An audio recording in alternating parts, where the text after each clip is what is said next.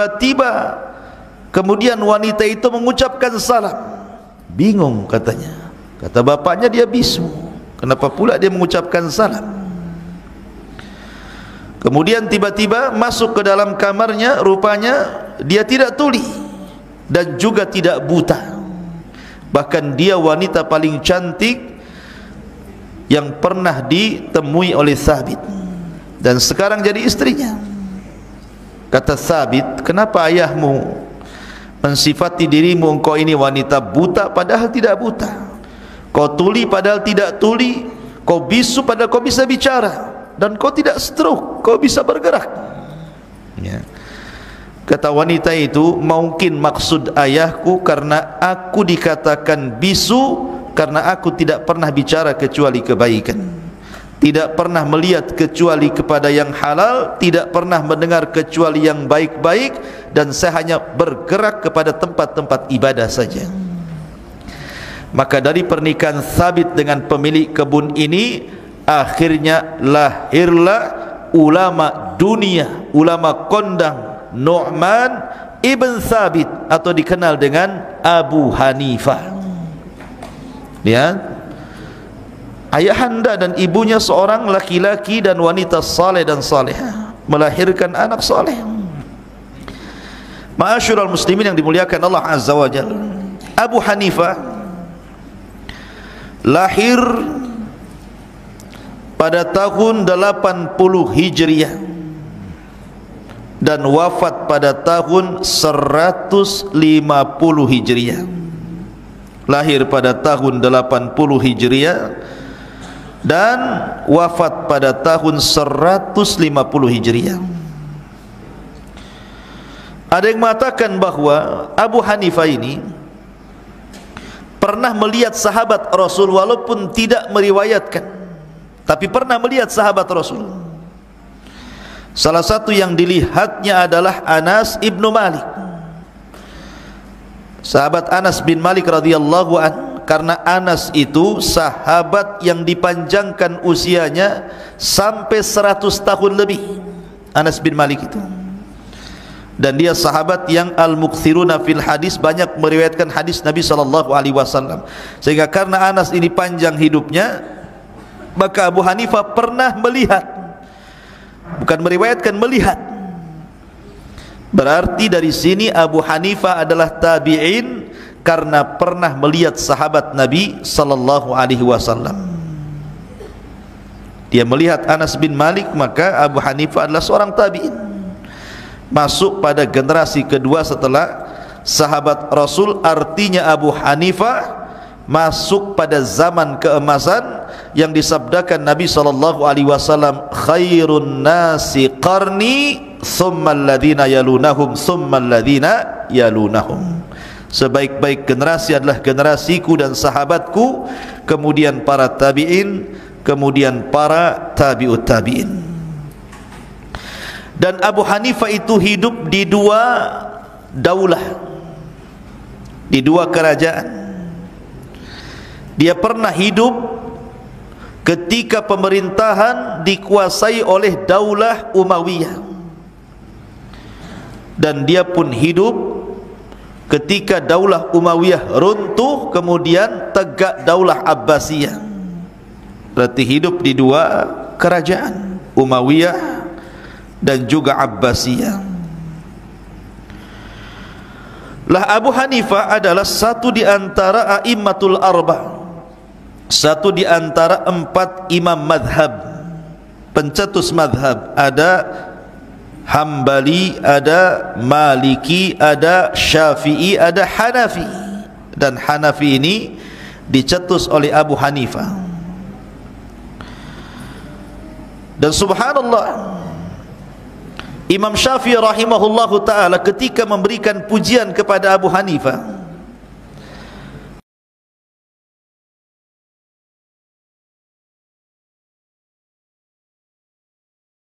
kata Imam Syafi'i, man arada an yatabahhar fil fiqhi fahuwa iyalun ala Abi Hanifah. Maka siapapun yang ingin berenang, ingin masuk ke dalam lautan fiqih, maka sesungguhnya Abu Hanifah adalah pengasas pertama fikih dalam Islam. Dahulu orang tidak kenal meletakkan bab-bab fikih dalam kitab itu, bab tohara, bab tayamum, bab wudu, bab solat, tidak ada yang tahu. Abu Hanifah lah pertama kali mengasas fikih, kemudian diikuti para ulama setelahnya. Berarti jasanya luar biasa Abu Hanifah karena yang mengasas fikih, kemudian baru diikuti ulama setelahnya dan ulama setelahnya. Lah Abu Hanifah rahimahullahu ta'ala lahir di negeri Kufah. Lahir di negeri Kufah, sudah saya katakan pada tahun 80 dari hijrah Nabi sallallahu alaihi wasallam. Bapaknya Thabit ibn Nu'man. Thabit ibn Nu'man adalah ayahanda daripada Abi Hanifah. Kemudian dia meninggal di Baghdad pada tahun 150 Hijriah. Adapun sejarah belajarnya, Abu Hanifah ikhwatul fiddin muliakan Allah subhanahu wa ta'ala, dia mulai belajar itu karena mendapatkan nasihat dari seorang imam namanya Syu'bah, Al-Imam Asy-Syu'bah. Dia yang menasihati Abi Hanifah untuk duduk di halaqah para ulama. Lah ketika itu Abu Hanifah rahimahullahu ta'ala terpengaruh dengan salah seorang ulama besar namanya Hammad ibn Abi Sulaiman. Itu guru yang paling mempengaruhi Abu Hanifah, namanya Hammad ibn Abi Sulaiman. Dia belajar fiqih sampai Hammad ini meninggal. Jadi dia sedot ilmunya Hammad ibn Abi Sulaiman ini selama 40 tahun. Ketika itu usia Abu Hanifah ketika meninggal syekhnya ini di usia 40 tahun. Dan Abu Hanifah rahimahullahu ta'ala akhirnya menggantikan posisi gurunya Hammad ibn Abi Sulaiman di Kufah untuk menjadi mufti, pengajar, ya, menggantikan gurunya karena kecerdasannya. Ma'asyiral muslimin yang dimuliakan Allah subhanahu wa ta'ala, tentu guru-gurunya banyak, murid-muridnya juga banyak. Dan tapi kalau karyanya memang tidak terlalu banyak, karena yang membesarkan madhab beliau adalah murid-muridnya. Tapi sebelum saya jelaskan panjang lebar, saya ingin menjelaskan kepada antum beberapa kisah kecerdasan Abu Hanifah. Abu Hanifah ini bukan hanya dilebihkan dari segi ilmu, tetapi Abu Hanifah itu dilebihkan dia dari segi kecerdasan munadharah. Pandai debat orangnya, pandai debat. Makanya madhabnya disebut ashabir ra'i. Madhabnya itu lebih mengedepankan kecerdasan akal, tapi bukan berarti kemudian menyelisih Quran Sunnah, tidak. Saya akan sebutkan beberapa perdebatan Abu Hanifah yang menunjukkan kecerdasan Abi Hanifah. Pertama, debat Abu Hanifah dengan orang-orang mulhidin. Orang-orang mulhidin itu orang-orang yang tidak percaya adanya Tuhan. Dia anggap matahari, bulan, bintang, bumi semua tercipta begitu saja tanpa ada yang menciptakan, tanpa ada yang mengatur, tanpa ada yang memelihara, tercipta begitu saja, tiba-tiba ada saja. Dan mereka mengingkari hari kebangkitan. Tidak ada hari kebangkitan. Manusia hidup dan mati itu soal waktu saja. Lah akhirnya Abu Hanifah pun berjanji untuk berjumpa. Jadi dia diajak debat oleh seorang mulhid, mungkin bahasa kitanya orang ateis, untuk berjumpa di Irak. di dekat sungai Efrat.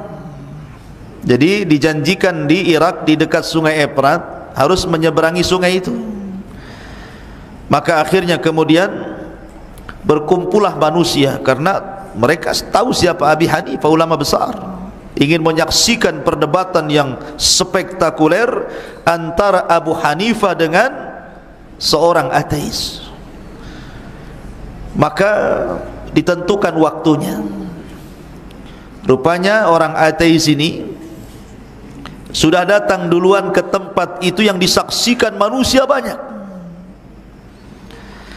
Ketika kemudian pada waktu Abi Hanifah harusnya datang, rupanya Abu Hanifah tidak datang. Umpamanya waktunya pagi jam 8, ditunggu sampai zuhur gak datang-datang Abu Hanifah. Maka dengan sombongnya seorang mulhidin ini mengatakan, innahu khaf, sesungguhnya Abu Hanifah takut sama saya, katanya. Sambil bangganya dia mengatakan, sesungguhnya Abu Hanifah takut dengan saya. Ketika kemudian lama-lama manusia kesal karena kelamaan nunggu Abu Hanifah datang-datang, hampir saja orang-orang itu pergi. Tiba-tiba dari kejauhan Abu Hanifah datang. Maka orang-orang pun merapat kembali dan ingin menyaksikan perdebatan itu. Kata Abu Hanifah, samihuni ya fulan, maafkan aku hai fulan atas keterlambatanku, karena aku harus menyeberang sungai masalahnya, dan ada kejadian yang luar biasa yang menjadikan aku terlambat. Maka kemudian seorang ateis mengatakan, kadzabta, dusta kamu, pasti kamu takut. Harusnya kau seorang imamul muslimin, imamnya kaum muslimin, amanah dong, datang jam 8, jangan pula datang jam 3. Akhirnya kata Abu Hanifah, bukan begitu. Masalahnya tadi ketika saya hendak nyeberang sungai, saya nunggu perahu nggak datang-datang. Tiba-tiba pohon di samping saya itu kena petir. Kemudian pohon itu tumbang menjadi 2, kemudian jatuh ke sungai.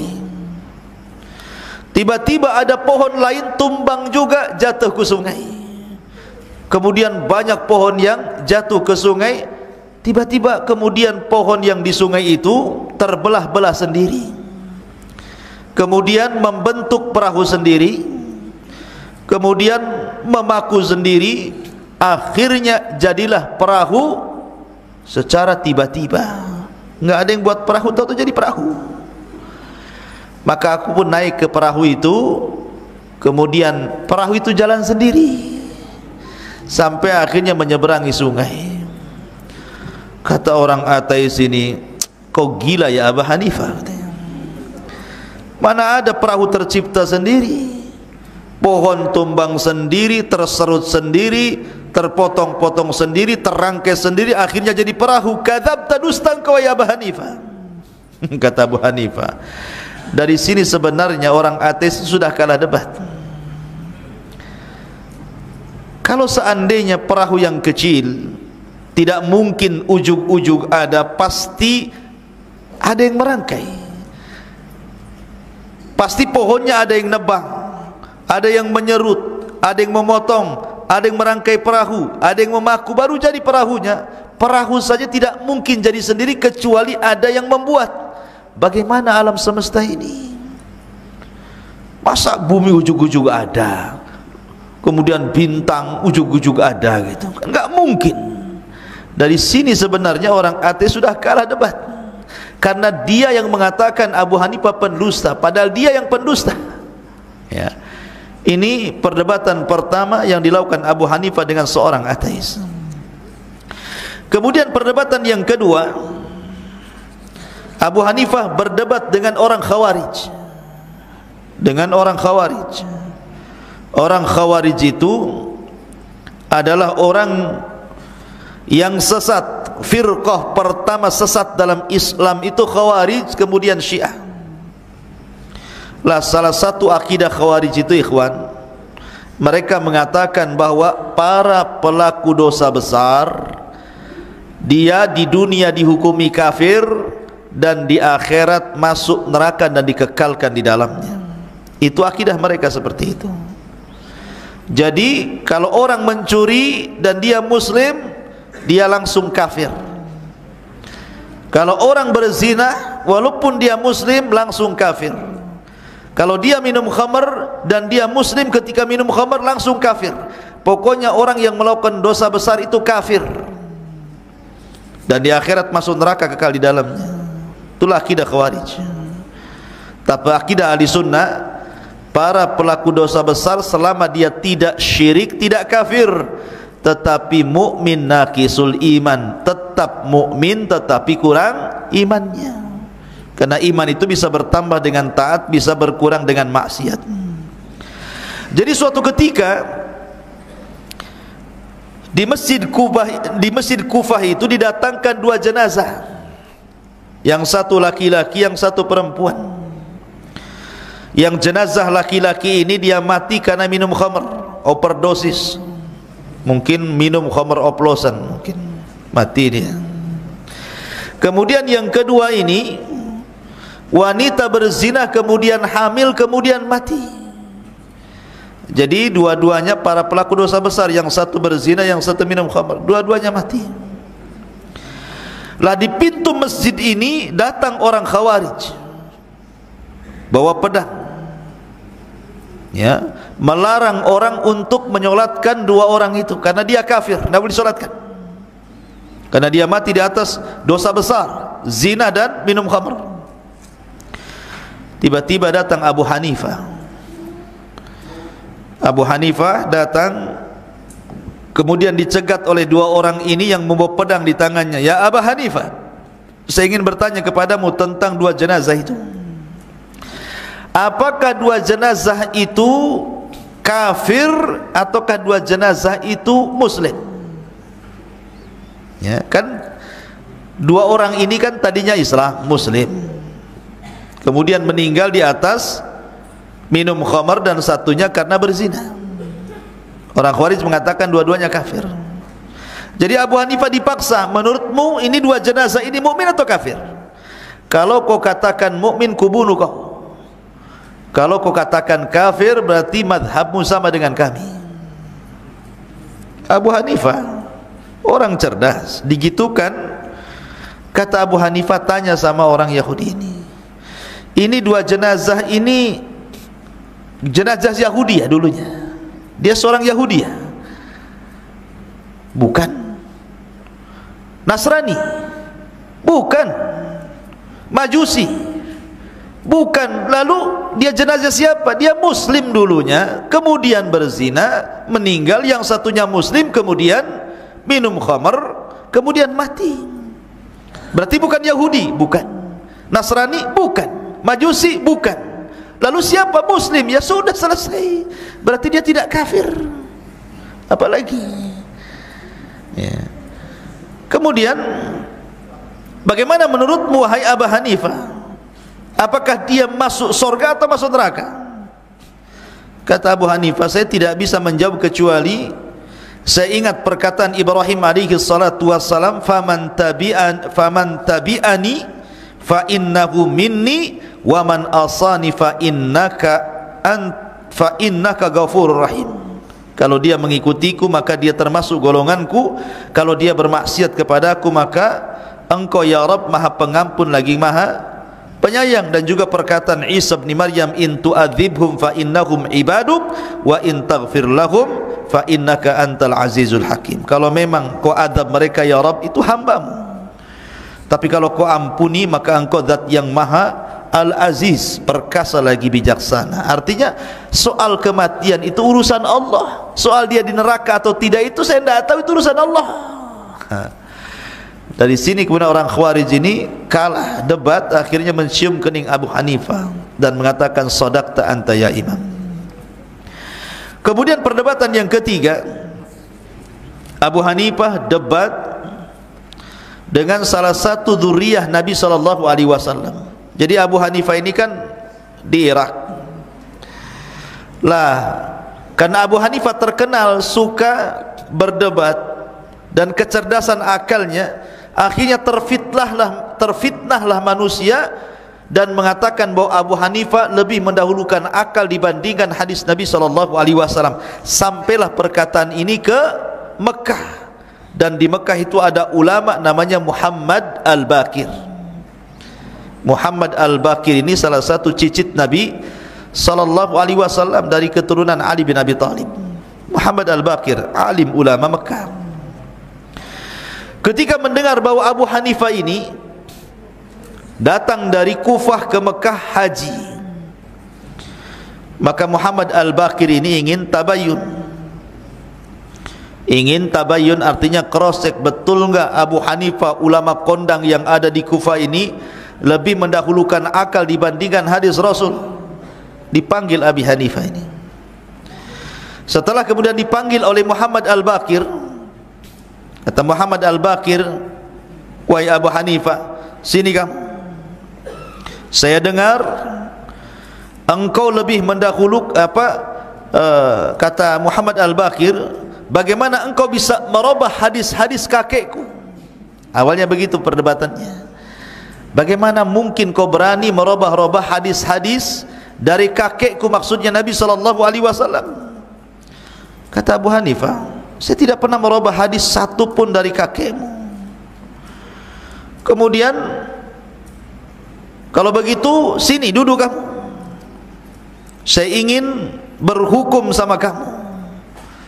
Tiba-tiba Abu Hanifah menghadap Muhammad Al-Baqir. Muhammad Al-Baqir sedang duduk di kursi seperti ini.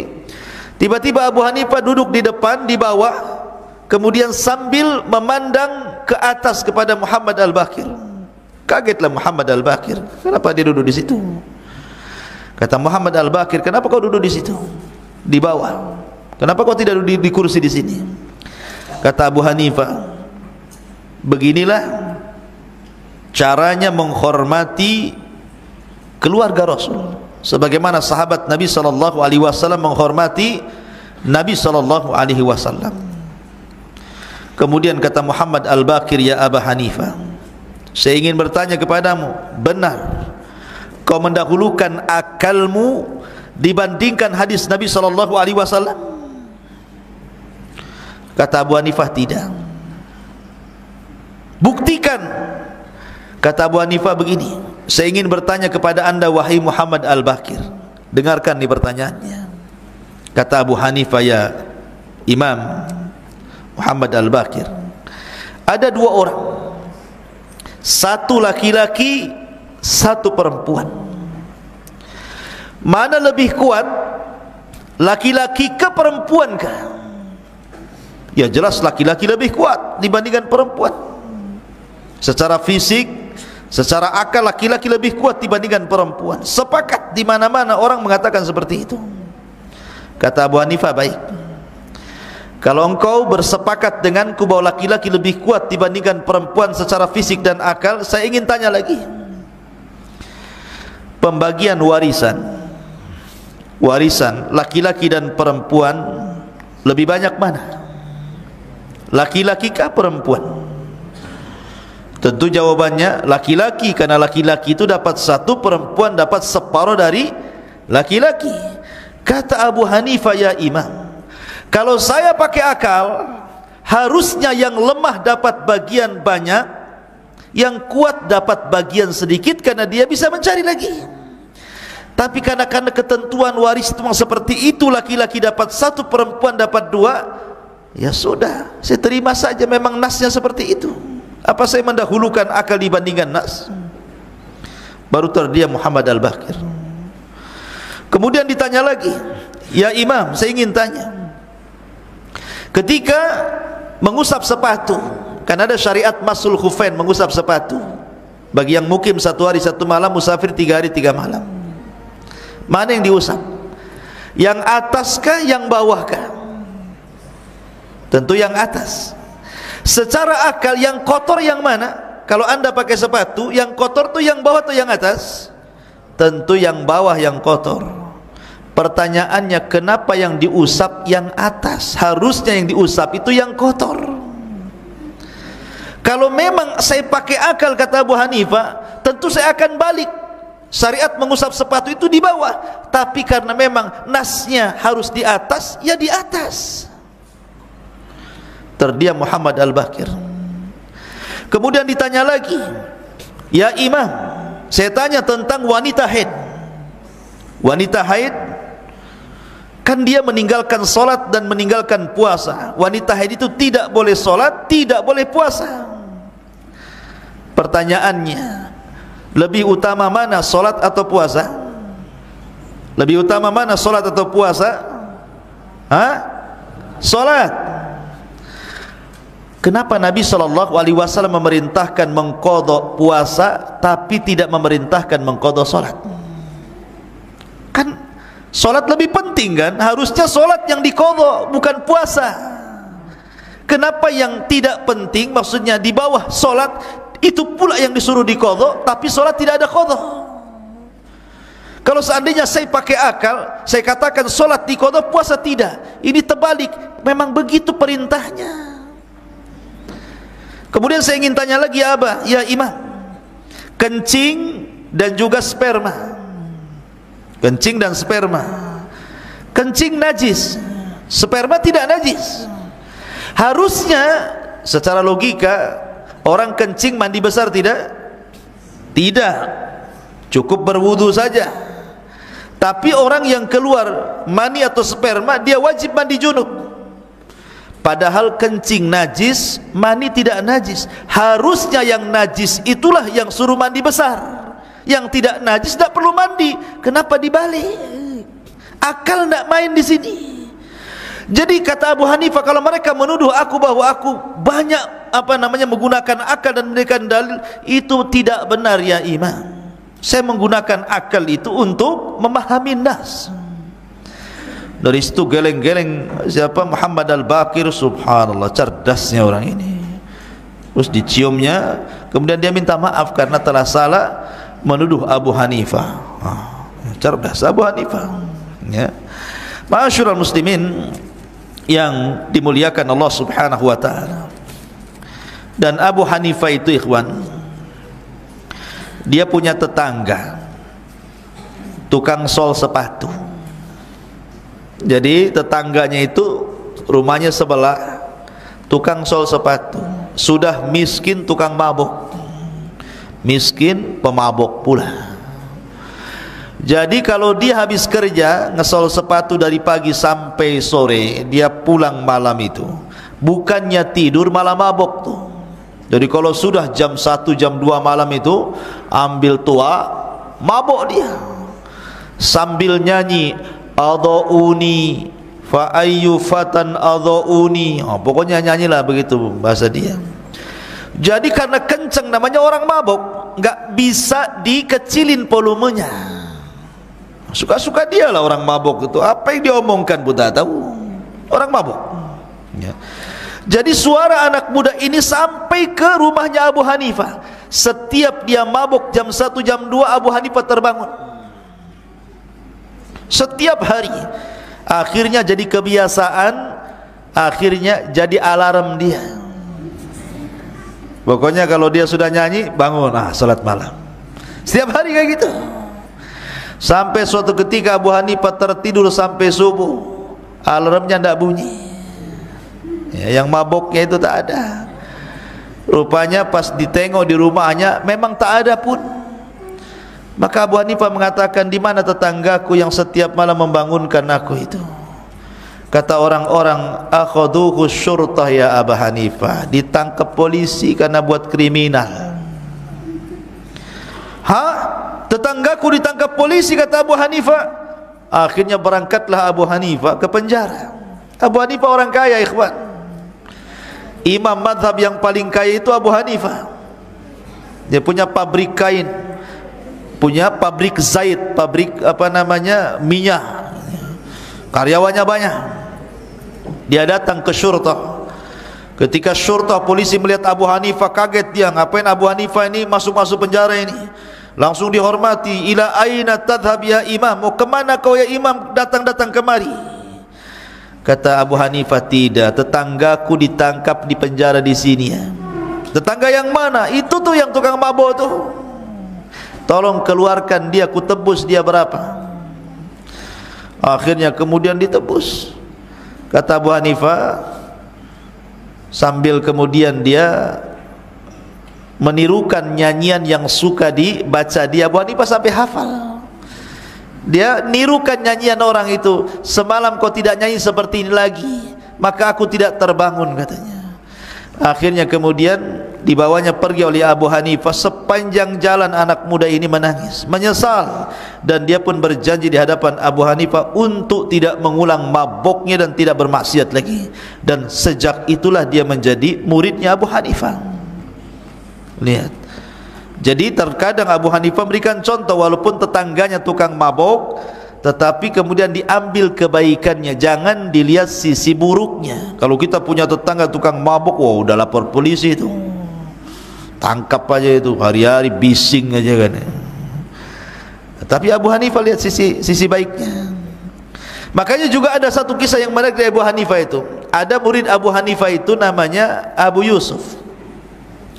Abu Yusuf itu murid khususnya Abu Hanifah. Abu Yusuf, belakangan Abu Yusuf itu kan menjadi hakim, menjadi qadhi di zaman Harun ar-Rasyid. Siapa yang tidak kenal Abu Yusuf? Itu muridnya Abu Hanifah. Lah Abu Yusuf ini orang miskin, orang tuanya tidak punya.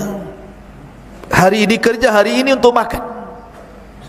Tapi Abu Yusuf ketika kecil itu suka hadir di majelisnya Abu Hanifah. Pula cerdas pula Abu Yusuf ini, Abu Hanifah suka. Jadi kalau Abu Yusuf datang ke majelis Abu Hanifah, orang tuanya marah dan mengatakan, la tajlis ala Abi Hanifah, kau jangan duduk di tempat Abu Hanifah. Abu Hanifah itu kaya, kau ini miskin, harus kerja, ke pasar kau. Geret sama orang tuanya Abu Yusuf ini. Lama Abu Yusuf tidak hadir di majelis ini. Abu Hanifah bertanya, aina Abu Yusuf? Di mana Abu Yusuf? Kok enggak ada? Orang-orang mengatakan, manaatku ummuhu ya Abu Hanifah, ibunya melarang dia tidak boleh bermajlis di sini. Oh, gitu ya. Akhirnya Abu Hanifah datang ke pasar, menemui orang tua Abu Yusuf dan mengatakan, begini saja, kau sehari dapat berapa? Dapat sekian dinar atau dirham namanya. Ya sudah, gini saja, biarkan anakmu belajar di majelisku, dan setiap hari ku kasih uang lebih besar daripada pendapatanmu sehari. Deal or no deal? Deal, katanya. Hah, selesai. Abu Yusuf disuruh belajar. Kemudian Abu Hanifah mengatakan kepada orang tuanya, begini fulan, anakmu ini Abu Yusuf, kalau seandainya Allah takdirkan nanti dia umurnya panjang, maka dia akan memakan sebuah makanan yang lezat yang disebut dengan falujah. Falujah itu makanan yang tidak dimakan kecuali seorang khalifah. Nanti kalau anakmu besar, kata Abu Hanifah, dia akan makan falujah. Falujah itu makanan yang dimakan oleh khulafa saja, oleh para khalifah-khalifah.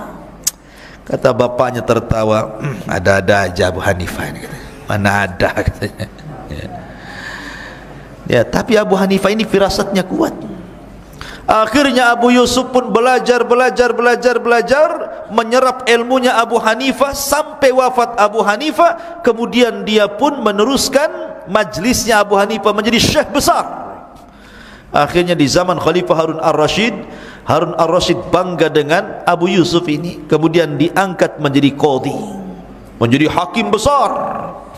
Ya, hakim negara, dari miskin menjadi hakim negara karena ilmu yang mengangkatnya. Jadi Harun ar-Rasyid kan suka duduk dengan para ulama. Jadi suatu ketika Harun ar-Rasyid mengundang Abu Yusuf di istananya. Sini Abu Yusuf, datanglah ke istanaku, karena sudah menjadi qadhi. Sini duduk di samping saya. Kemudian setelah duduk di sampingnya Harun ar-Rasyid, kata Harun ar-Rasyid, datangkan makanan kemari. Rupanya makanan itu falujah yang dimakan oleh para khulafa, dihidangkan di depan. Dilihatnya Abu Yusuf makanan enak itu, tiba-tiba dia tertawa, hahaha, katanya kan, tertawa dia melihat makanan itu. Ya. Katanya khalifah, kok ada apa mentertawakan makanan itu? Ada apa dengan makanan ini, katanya? Kata Abu Yusuf, afwan, maaf ya Khalifah, saya teringat dengan ucapan Abu Hanifah dulu. Dia pernah mengatakan ke orang tuaku, jika anak ini usianya panjang, nanti dia akan memakan makanan Khalifah Fallujah. Sekarang menjadi sebuah kenyataan. Kata Harun ar-Rasyid, subhanallah, begitu berakalnya Abu Hanifah. Tidak ada yang mustahil bagi Allah Azza wa Jalla. Itulah firasatnya kuat Abi Hanifah. Makanya antum mungkin sekarang ya antum di Jabal Uhud, nanti mungkin di antara antum kalau sudah besar, siapa tahu ada yang jadi menteri agama. Minimalnya ya kerja di KUA lah. Ma'asyiral muslimin yang dimuliakan Allah Subhanahu wa taala. Ya. Artinya bahwa tidak ada yang menyangka manusia itu menjadi orang besar. Itulah ilmu mengangkat derajat seseorang. Innallaha yarfa' bihadzal kitab aqwaman, mengangkat dengan Quran itu beberapa kaum. Yarfa'illahu alladhina amanu minkum walladzina utul ilma darajat. Terkadang Allah angkat derajat orang-orang yang beriman di antara kalian dan derajat orang-orang yang berilmu di antara kalian. Ikhwan, Abu Hanifah itu bukan dikenal imam dalam hadis saja, imam dalam fikih saja, tapi dia imam dalam ibadah, imam dalam zuhud, imam dalam wara, imam dalam akhlak. Luar biasa akhlaknya Abu Hanifah ini, ibadahnya Abu Hanifah. Sampai dijelaskan ikhwan, bagaimana ibadahnya Abu Hanifah itu. Ibadahnya Abu Hanifah itu dijelaskan oleh para ulama tentang akhlak ibadahnya beliau. Jadi Abu Hanifah itu satu di antara 4 manusia yang suka menghatamkan Al-Quran dalam satu rakaat salat. Abu Hanifah satu di antara 4 manusia yang suka menghatamkan Al-Quran dalam satu rakaat salat. Pertama Utsman ibn Affan, dia menghatamkan Al-Quran dalam satu rakaat witir. Yang kedua Ubay ibn Ka'ab. Yang ketiga Tamim ibn Aus Ad-Dari yang pernah berjumpa dengan Dajjal. Kemudian yang keempat Nu'man ibn Thabit atau Abu Hanifah. Bayangkan satu rakaat hafal, selesai khatam Quran satu rakaat. Kan lama tuh 30 juz itu ya. Tapi orang dulu itu saking khusyuknya, ya nyantai saja satu rakaat tuh hafal Al-Quran itu, dihatamkan dalam satu rakaat.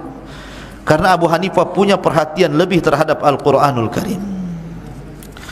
Ma'asyiral muslimin yang dimuliakan Allah Azza wa Jalla. Bahkan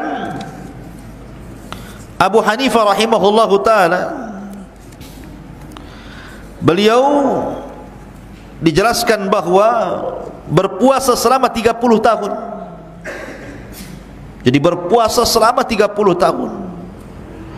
Kemudian dia salat fajar dengan wudunya Isya selama 40 tahun. Anda bisa bayangkan, orang bisa salat fajar tidak berwudu dan dia menjaga wudunya Isya. Jadi waktu Isya dia berwudu tidak batal. Kemudian sampai subuh, kemudian dia sholat subuh tidak berwudu karena menggunakan wudunya Isya. Maknanya apa di sini? Maknanya Abu Hanifah tidak tidur. Kalau tidur batal kan wudunya. Jadi Abu Hanifah tidak tidur selama 40 tahun. Abu Hanifah qiyamul lail, sholat malam terus, dan dia berwudu Isya digunakan untuk wudunya fajar. Siapa yang bisa melakukan seperti ini kecuali memang ulama pilihan. Bahkan setiap hari Abu Hanifah itu menghatamkan Al-Quran, minimalnya dia baca Al-Quran itu 3 hari sekali dihatamkan Quran, 3 hari sekali. Dan kalau masuk Ramadan jangan tanya, hari-hari biasa saja 3 hari sekali dihatamkan Quran. Ma'asyiral muslimin yang dimuliakan Allah Subhanahu wa ta'ala, sampai-sampai Abu Hanifah itu jarang tidur. Tidurnya itu antara zuhur ke asar saja. Jadi tidurnya siang dia, zuhur ke asar. Lebihnya gak akan tidur lagi sampai besok lagi. Dihabiskan untuk mengajar, untuk ibadah, untuk berzikir, dan begitu seterusnya. Sampai Abu Hanifah itu dikenal ibadahnya. Setiap malam dia tidak pernah meninggalkan qiyamul lail. Sampai akhirnya orang-orang membicarakan Abu Hanifah. Ketika Abu Hanifah ke pasar, ada dua wanita ngerumpi. Biasalah perempuan suka ngerumpi, ya. Kata salah satunya mengatakan, sesungguhnya Abu Hanifah la yanamul lail, tidak pernah tidur malam, solat malam terus, ya. Kedengaran sama Abu Hanifah pujian orang itu. Apa kata Abu Hanifah? La yutahaddath anni bima la af'al. Jangan pernah berbicara soal diriku dengan sesuatu yang tidak pernah aku lakukan. Artinya Abu Hanifah menyangkal, padahal benar gitu pujian orang. Kalau kita kan dipuji kan mesti itu nanya. Kalau kita kan dipuji kan mesti itu nanya itu. Oh, si Anu muji antum Oh, ngomong apa dia tentang saya? Begini antum ini orang baik. Lu ketika ngomong sama saya berapa orang di situ ya? Adalah 10 orang. Ada lagi enggak selain 10 orang itu? Waktu ngomong di masjid apa di luar? Di masjid. Lah itu corongnya waktu itu nyala atau tidak tuh katanya? Dikejarnya orang tuh. Ya. Jadi kita ini suka kalau seandainya dipuji kemudian mengejar soalan gitu kan. Karena kita ini bangga kalau dipuji. Abu Hanifah enggak bangga. Dia tidak mau dipuji orang. Ma'asyiral muslimin, ikhwan akhwat yang dimuliakan Allah Subhanahu wa taala. Lah Abu Hanifah itu ikhwan, subhanallah, dijelaskan di antara akhlaknya juga. Beliau itu tidak pernah marah walaupun dituduh macam-macam. Sampai-sampai dalam biografi beliau ada orang datang ke majelisnya Abu Hanifah. Ke majelisnya Abu Hanifah, tiba-tiba berteriak dengan mengatakan, ya zindiq, ya munafik. Tunjuk-tunjuk Abu Hanifah tuh. Hei orang zindiq, hei orang munafik, katanya. Subhanallah. Antum kalau digitukan, wow, pitam lah antumnya. Tapi Abu Hanifah mengatakan, ghafarallahu lak wa ghafarallahu li. Semoga Allah ampuni dirimu dan Allah ampuni diriku. Tidak marah, tidak membahas, tidak membalas. Sehingga dikatakan, ya Abu Hanifah, lima la taruddu, kenapa kau tidak balas ucapan itu yang mengatakan kau zindik, kau munafik itu, kau ahli bid'ah itu? Tetapi Abu Hanifah mengatakan, cukuplah yang membalasnya para malaikat. Karena siapa yang mendoakan keburukan, maka keburukannya akan kembali ke yang mendoakannya. Jadi antum kalau dicela orang, kawan antumnya lah diam saja, biar yang jawab malaikat. Ya. Itulah Abu Hanifah mengajarkan akhlak yang luar biasa kepada kita. Ma'asyiral muslimin yang dimuliakan Allah Subhanahu wa taala. Lah sebagaimana ulama-ulama yang lain, tadi kemarin kita sudah jelaskan bagaimana Imam Ahmad dapat ujian di penjara, bagaimana Imam Syafi'i juga hampir dibunuh, bagaimana Imam Malik juga sudah dijelaskan sampai lepas katibnya ya disiksa kan. Abu Hanifah juga sama, dia diuji oleh Allah Azza wa Jalla. Jadi suatu ketika Abu Hanifah itu diriwayatkan dia ikut keluar bersama Zaid ibn Ali Zainul Abidin, ikut melakukan pemberontakan bersama Zaid ibn Ali Zainul Abidin kepada Hisham ibn Abdul Malik. Dan Abu Hanifah itu ketika itu yang mendukung pemberontakan itu. Lah karena kemudian ketahuan nih bahwa Abu Hanifah salah satu di antara yang mendukung orang-orang itu, Zaid ibn Ali ibn Zainal Abidin ini, maka dia pun kemudian dipenjara dan disiksa habis-habisan, hampir-hampir kemudian dia terbunuh dalam penjara. Kemudian juga di masa Khalifah Abu Ja'far Al-Mansur, jadi Abu Ja'far Al-Mansur ini meminta Abu Hanifah untuk menjadi hakim, menjadi qadhi, tapi Abu Hanifah tidak mau. Bayangkan loh, dikasih kedudukan menjadi hakim agung di negara, tidak mau Abu Hanifah. Kalau sekarang berebut tuh posisi jadi hakim agung, nyogok-nyogok lah yang penting jadi kan gitu. Tapi Abu Hanifah tidak mau, sampai dipaksa tidak mau. Akhirnya Abu Hanifah terpaksa ditangkap kemudian dipenjara gara-gara tidak mau jadi hakim agung. Sampai Allah takdirkan Abu Hanifah meninggal di tahun 150 Hijriah karena menolak tidak mau jadi hakim agung. Kan? Luar biasa itu mihnahnya Abi Hanifah rahimahullahu ta'ala. Adapun di antara karya-karya beliau,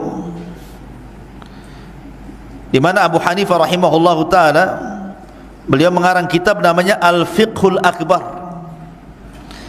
kemudian juga Al-Fiqhul Awsat, kemudian Al-Alim wal Muta'allim, ya.